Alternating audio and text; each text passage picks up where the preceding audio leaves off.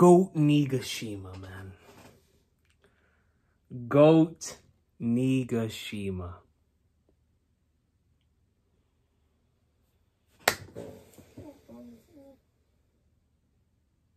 It's like, where do I even begin with this chapter? Where do I even begin with a chapter as stacked as this one, man? Like, that stuff to me was on, like, the grandest of stages, bro. Like there's, you can't possibly touch that. I have too much nostalgia attached to it and all that stuff. And, like, further we got post-time skip, we got amazing arcs like Dressrosa and Whole Cake, the Reverie. I was like, man, they're getting there, bro. They're getting there. But it's like my nostalgia to those arcs was just so tight. And I was like, man, I love those arcs too much.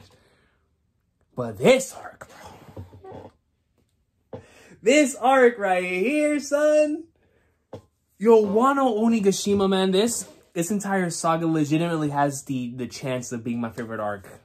Not only just in One Piece, but just in period. This is a dream since chapter 909.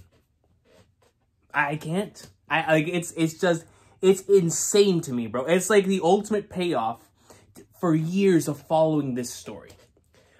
And from the very beginning stages, finally seeing Wano after hearing about it for so many years, into the park and whatnot, seeing the 5th Emperor of the Sea, our boy, the king, the goat with the coat, going up in like swimwear, actually being able to see Kaido in action, and then the reveals and the reveals and the reveals of all of these years of build-up of, like, Kamazo and Killer and the smile for the truth behind the smile and Kinemon and them coming from 20 years ago.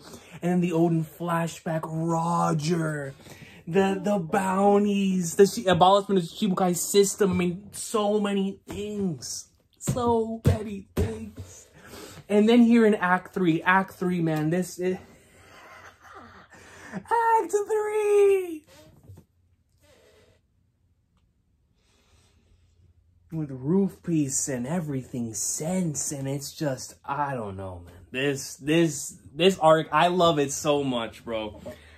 I truly do, man. This arc right here is special, dog. When you're releasing these types of chapters consistently every single week, it's just... There's just something about this arc, man. Like, you can just tell this man, Oda, has been waiting such a long time to release this story arc. Because it's just been banger after banger after banger after banger after banger after banger, man. And yo, on that same line of thought of build-up and things being built up for so long and seeing payoff to them, having one of the payoffs of the voice of all things, one of the payoffs of this man Momo losing his mind when he first heard Zunisha, of Luffy being like, who in the Flying Fighters is this with the Sea Kings, and figuring out what the voice of all things is. And then Luffy, after being defeated by Kaido, not having enough side protection, goes in and knocks everyone else around him, around Kaido, unconscious, and Kaido's like, oh, he's still staring at me even though he's unconscious. And having those little bits and pieces that were built up, and now you see certain payoff to those moments of, like, man, Momonosuke hearing all these things, and we were all like, man, who in the world could this be? It had to be the king. Luffy relaying a message, coordinating. I don't know. Now I'm really starting to wonder what the connection between the voice of all things and Conqueror's Haki truly is. Because if there is some sort of connection there, then does that mean that individuals who have high proficiency in Conqueror's Haki can hear this type of stuff? I mean, can Shanks hear it? Can, like, Hancock hear it? Mihawk? You know, the other Yonko? I don't know. You feel me? So I do wonder, because so far we've only seen a select few individuals that can hear the voice of all things. And I'm wondering, is there a deeper connection to the Void Sentry, to being descendants of someone, or is it something that you can just develop with high proficiency in Conqueror's Haki or in Haki in general? I don't know, man. I have no idea, but I'm genuinely interested, because with those two scenes being connected now, with Luffy being unconscious and relaying his message and Luffy being unconscious, maybe it is just showcasing Luffy's will. You know, if it's not, and it has to be connected. It has to be connected, man. Well, let's look at it from two sides. If it is connected, then it's connected. But if it's not connected, then it could be Oda just once again showcasing Luffy's will in terms of, yo, he's going to be relaying this message to Momonosuke, utilizing this telepathy here, you know what I mean, to get this thing to Momonosuke. But what I love so much about this, once again, is the payoff, bro. Like, this is stuff that we've seen before.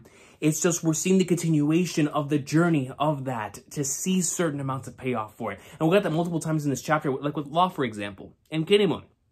Law, first and foremost, coming up and like Swarm being like, man, dude, like, screw all the nonsense. The plan may have gone awry, but whatever. I believe in the king. I believe in my captain. You know what I mean? Yo, so it was great, Law, having that moment, you know, after so many flipping arcs of this man's plans being destroyed by the Straw Hats. He's like, you know what, man? I believe in them now. Let's go. Let's do our thing. They'll handle their thing.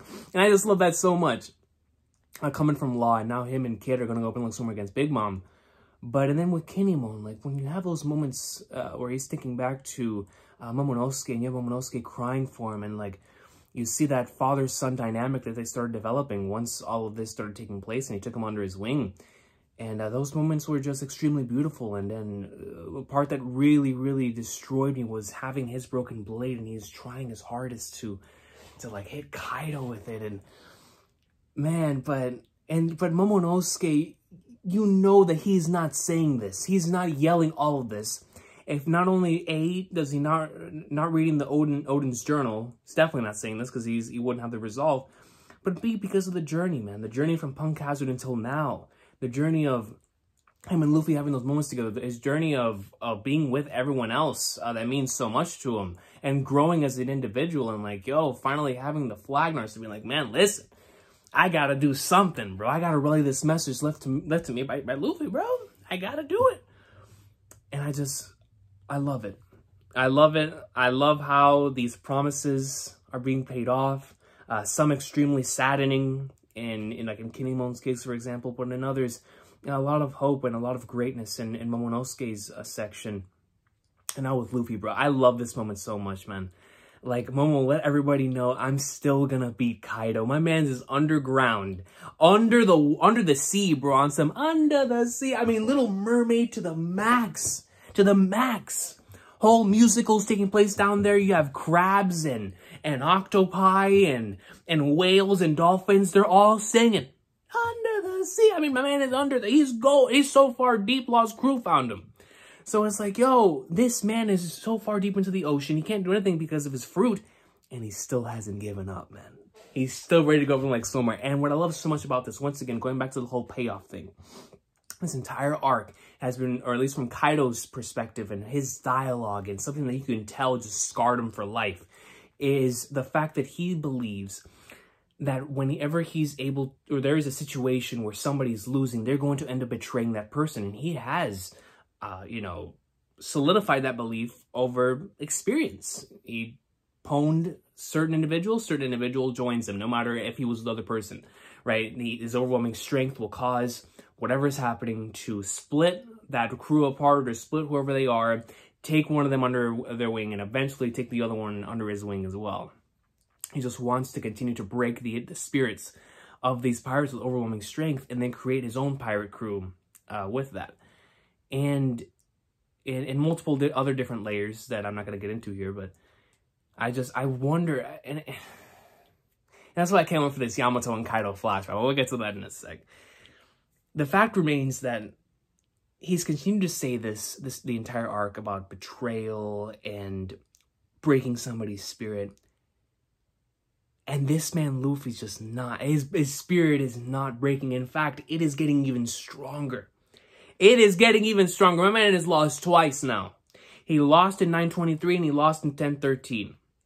Both losses, I mean, the second loss for sure. My man was up there for 30 minutes, holding his own. You know, that could be considered a W in itself, but we're not satisfied with W's until Kaido's down. You feel me? So, in both losses, he gave it his all, but in the second loss, you can tell it was different. You can tell that it was different. So he's improving, he's growing. So the next time that he gets up there, it is going to be so satisfying. A, because we're going to have now the third and final, or third and fourth, however long it takes, but I'm going to assume the next time is probably going to be the last one. Whenever they face off, And Luffy's ready to go up and like swimwear. He utilizes gears with the Rio and the Conqueror's coating against Kaido, right? This is going to be the most beautiful ending to this major boss battle. Just because if it truly is going to end up being a case where Momonosuke takes Luffy all the way up to the roof while Yamato's fighting Kaido, and you have the two that could possibly carry on the Oden's legacy. One of them that is directly trying to carry Oden's legacy in Yamato, and the other one who is literally carrying his legacy because he's his child in Momonosuke. Against Kaido, Luffy carrying that very same legacy as well on his back, and the will of so many other individuals that are currently on his shoulders to take this man down. And in order to open up the borders of the country and open up Wano for the rest of the world to see what Oden always wanted to happen, is going to be those three with the future of Wano and with honestly the future of this side of the planet on their hands to take on Kaido. And it's going to be really amazing to see if Oda is really building up towards that, because he is going to see three individuals. I mean, Yamato and him, I can't wait to see their flashback. The end of this chapter was spectacular. I was so hyped. And I love the line, man. I really, really do. Like, yo, Kaido, don't you mean Father Yamato? That bond has chained me for too long. Too long. I'm here to free myself. And just that whole concept of self-freedom in Yamato is something that I cannot wait to see explored more deeply. So far, it's been explored in a really, really incredible way from 983 until now. But we're now going to see, I'm going to assume soon, I don't know how soon, I don't know if it'll be next chapter or in the coming chapters, that we're going to see the Yamato and Kaido flashback. I don't know if it connects into the Rock's flashback or Kaido's actual flashback or just the Yamato section of Kaido's flashback. I'm not sure, but we're going to see that part. And we're going to see what happened between the two, how many things have taken place between the two when it comes to like messing with the psyche or what Kaido did to Yamato for all these years, and how that may have damaged Yamato to a point being sheltered. She truly is trying to escape this chain that's bonded her for so long and being Kaido's kid. And this is going to be the perfect opportunity to do so. But I think that's what makes this so exciting. It's the One Piece intuition letting me know, like, yo, we're about to see a banger here, man, in terms of story between the two and a possible flashback, but also with the interactions between these two. Like, it's just gonna be amazing. I cannot wait for this flashback, bro, whenever it does end up happening, because it is gonna give us further insight into both characters, a lot of further insight into both characters, and then how they come out of that flashback and how we see them continue to battle, whether it be with words or with their fists, with their clubs, with their clubs. But it's, I want to know, man. I want to know way more when it comes to these two. But how this all connects to Luffy and Momonosuke, and how maybe the three of them will be up there against Kaido, and he will be in front of three individuals that he's possibly tried to break their spirits before. I'm going to assume he's done with Yamato multiple times. Momonosuke, we saw he's tried to break his spirit multiple times. And then Luffy, there's a reason the coach videos exist. So it's like, he's attempted to do this, and all three of them continue to go against him. All three of them continue to battle against his wishes and his will and what he wants to do. So it's like, I want to know how Kaido's going to react to it, because Kaido's dialogue, man, yo, his dialogue in this chapter was, this entire arc, Kaido's dialogue has been like some of my favorite stuff to read. I mean, just amazing. Embrace your honorable, like, come on, dude. He just says stuff so casually that's just nasty. Love it. I absolutely love it, man. And this final section, whenever Luffy does end up getting up there, whether it be with Momonosuke or not, and they start duking it out, man, oh my goodness. I mean, yo, the hype is going to be real just because we know when Luffy gets back up there, it is time. Like, yo, it is time for Kaido versus Luffy, final round or almost final round. And we're going to start seeing some craziness with the gears, or an awakening, or like the furthest extent they could possibly take the Conqueror's coding and the Rio Hockey. And it's going to be so goat. It's going to be the GOAT with the coat at his best, But especially if those two are there too, man. And Momonosuke and Yamato, because of course we know how much that those two carry the future of Wano on their shoulders. But it's like, I just, man, like my brain can't even process all of this information right now, dude. It's nuts. Like I'm just lost for words into the greatness that's incoming. Like within the coming chapters, within the coming volumes, we are going to be able to see so many different things that not only have been waiting to see throughout all of Onigashima, but possibly even like the entire series. And it's just, my mind can't take it. The hype is too real. And then speaking of the hype being real, man, I mean, what did I tell y'all, man? I had the intuition. It was in my veins. I felt it, son. I knew it was. I was like, oh no. Actually, no. Wind it back. Wind it back. When I saw Sanji rock on the ship and have the burgundy with the black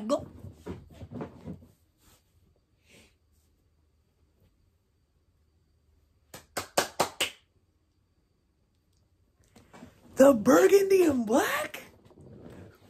The moment I saw my boy's fit, the moment I saw him already start doing his Mr. Prince, and when we started getting into his characterization and his journey from the Sanji that we knew to the Sanji that we know now, and seeing that at full front, where he's not even worried in the slightest about Black Maria, my man said, yo, Robin, take care of this. I'm gone. Goes in, grabs Zoro, and now it's go time. Because now he's like, this is what I can do. There are certain things that certain members of the crew can do. This is what I can do.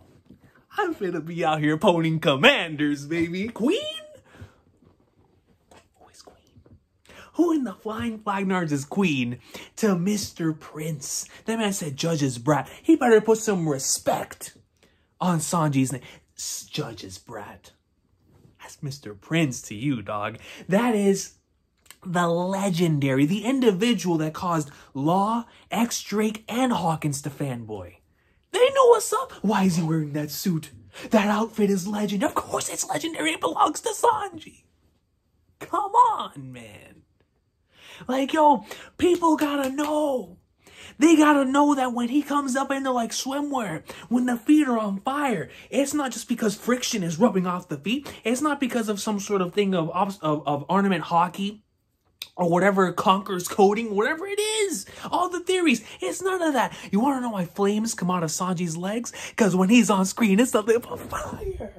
Do I even need to talk about my boy Sanji? Do I even need to talk about Mr. Prince? Yo, this man came in swinging around Zoro like a blade. Like Zoro was the Buster Sword. Whacking dudes around. Then comes in while holding Zoro. Pone's Queen. Pone's Queen. And then rotated this man all the way. Sanji graded. And then for me, that wasn't even the rawest part. The rawest part is what he did after, when he took over the fatherly duties of Zoro. And was like, yo, you did good, Chopper. You really pulled through. Don't cry, you've seen this happen countless times before, remember? Leave the title to me. Like, yo, this man Sanji, his demeanor in this chapter was just straight up GOAT, man. It was just straight up greatness. I love this Sanji, bro. Like, yo, when Sanji gets into this mode, no matter what arc that it is, when he gets on his Mr. Prince gang, it is goated. It will always be GOAT to me. I love this part of Sanji, man. And so come on. Queen, yo, King better not get involved. I don't give a flying fly. King better not get involved if he knows what's good for him. Because when Sanji's like this, and he's about to go into his raid suit, oh man, Queen and King better watch him. They better watch where they're going, because my man's about to start collecting some cards. He's about to start collecting some cards, and if Jack wants some too, Jack can get some too, dog. I don't care, man. He'll be kicking them. He'll be sweet. He'll be hitting every single one of them with the fattest sweet chin music you've ever seen. Jack, you can get one. Queen, you can get one. King, you can get one. I mean, come on, bro. Sanji, greatness, dog. I tell you what, this man, bro, this chapter, This arc has just done so much for reminding me why I love so many of these characters, specifically in the Straw Hats. Like, there's been so many great Straw Hat moments. And to know that the best is yet to come when it comes to these Straw Hat moments, because we know whenever they finish off one of their battles, they always finish with, like, one of those epic one-liners, or they always have, like, a great moment. With the amount that we've gotten so far, and to know that we're not even the climax of Wano yet, which means we have yet to see whatever their best moment's gonna be. I mean, I'm not ready. To know that, like, something as epic as this took place, and that is not going to be the best is about to come for Sanji. Come on. Come on, bro. Yo. I'm telling you, my brain has not been able to process correctly since I read this chapter, because of all the different possibilities. But now, like, just thinking about it again, it's like, it just doesn't want to work. Whatever's up here just does not want to work, man. God, the hype is real, bro. It is. It is. Just so much greatness taking place that, I mean, and then this Kinemon situation, man. And we don't know if this man is actually dead, but by the Flagnards, he is not going to be the same. It's either my man is dead or he's not. But if he's not dead, he's not going to be the same after this one. My man's got stabbed straight. It was so savage, so swift in the way that Kaido did it, man. This stuff really, really hurt. Kaido and Kinemon.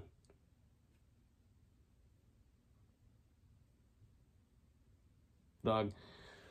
I can't wait, man. I need the next chapter. I need it. I really do. Because no matter where we go, like I've been saying for, like, well, it feels like forever now, it's always going to be good. But right now, it's just, I don't know how long Luffy's about to be out of commission. So maybe Luffy will be out of commission for just a little longer, while stuff on the bottom starts getting resolved. Like, we start seeing the resolutions to some of the battles that are taking place below the roof. Once we see a little bit more of the roof, in terms of Yamato and Kaido continuing roof piece and possibly seeing their flashback. We at the very end of that. That's whenever Luffy comes in and goes up there, but I'm not sure how long that's going to take. So I'm going to assume in the middle of all of these battles are about to take place, in the middle of Sanji versus Queen, and Marco versus King, and whenever Zoro ends up getting back up, and Black Maria versus Brook and Robin, and Nami getting Zeus back in this chapter, or he was always there, but him revealing himself within the Climate Act, fusing with the Climate Act. And so, with Who's Who and Jinbei, and all of these battles that have been taking place and are building up towards their climax. Frankie Sasaki. So, like, all these battles are eventually going to start winding down. And I think in the middle of those, we're going to keep switching back to Luffy as he's heading up towards Roof Piece once more. And then once all those battles start getting resolved, that's whenever we'll really get to Luffy getting up there, seeing what's happening between Yamato and Kaido, maybe Momonosuke's with him, and that's whenever it starts going down for real in terms of the final battle of this arc taking place. Now, this is what I've been thinking about for a while now. Man, dude, what's gonna happen to end this act? We have had so many opportunities to end this act by now, and yet Oda has not ended it, so it kind of scares me. It honestly kind of spooks me that he has not ended the act yet. Because it's like, yo, what is going to take place to end the act? I thought that he was about to end the act this week with Kinemon's death. I did. I really did. I thought it was going to be either this week or the following week that he was going to end the act. But he hasn't done it yet, and that spooks me, man. Because whatever he has in store to end this act is about to be nuts. If it is the 5-act structure, you feel me? If it is, which I'm going to assume that it is. But man, my brain is in the Flagnards, bro.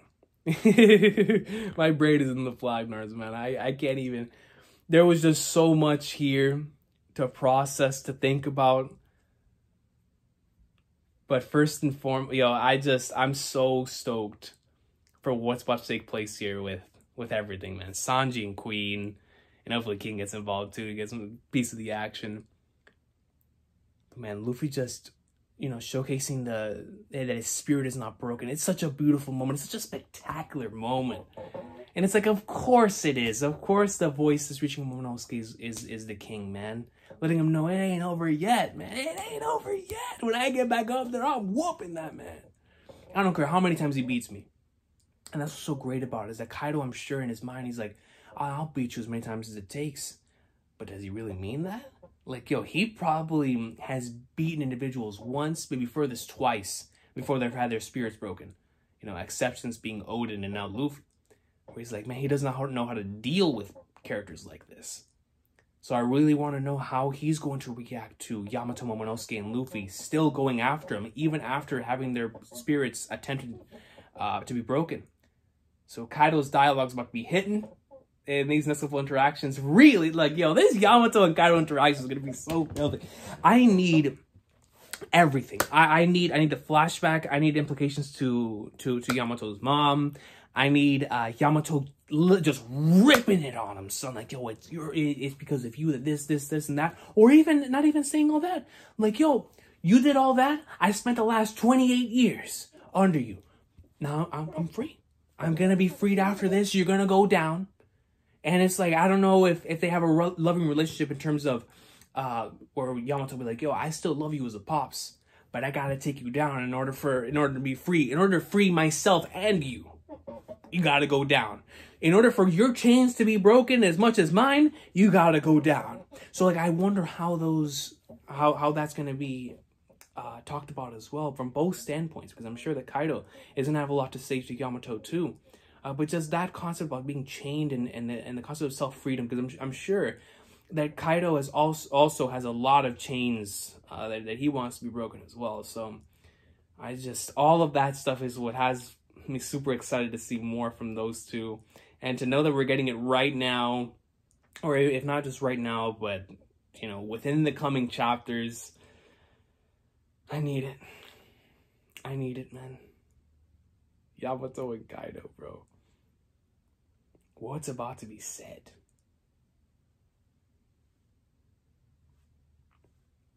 In the flashback, man. Because it's within that flashback that we're going to be able to find out just what kind of a pops Kaido was and how that impacted Yamato. Because this could go several different ways, you know. It could go to a point to where, just like it was implied earlier on the arc, that Kaido really was an abusive pops. The classic case of a father who gets too drunk whenever he gets home and beats on his kids. That could be Kaido. Or could it be something even worse than that? You know, a pops that not only does that, but neglects his kids. And so Yamato was always stuck in that room, each and every single day, chained up, never being able to leave. The only way that she could possibly leave that room is through Odin's journal and escaping through the stories and through the books. And your only form of escape, especially as an only child, being like, yo, through these fictional worlds. But Flagnards.